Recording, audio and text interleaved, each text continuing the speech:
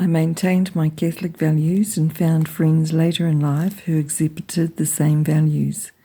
We always found each other. I steered clear of the church and began living a non-secular life. I moved in with my boyfriend when I was 18. I was tired of arguing with my parents about my bedroom. It was a mess. Typical for men and women who are unhealed. Dad and I used to argue. He later said I didn't need to move out, but I was adamant. I'd had enough. I wanted to be an adult. I was leaving and told my boyfriend we're moving out to go flatting. He didn't have much to say about that. He came too. It never occurred to me at the time to live alone.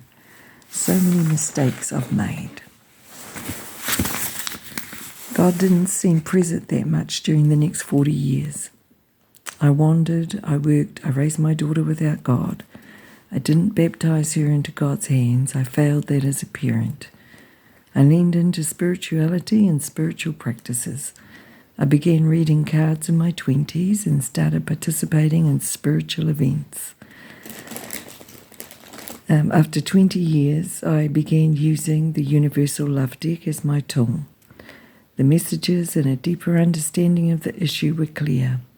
It was how to turn blunt information into guidance with love that was the issue. My readings were very popular. The more popular they became, the more uncomfortable I felt.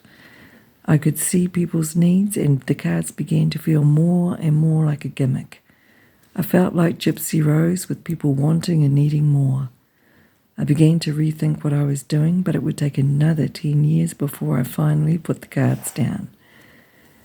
People loved the readings but didn't like to pay. I noticed that immediately. It was never going to be a living. I regret that God was shelved during my time as a parent. I made so many mistakes and I was so unhealed.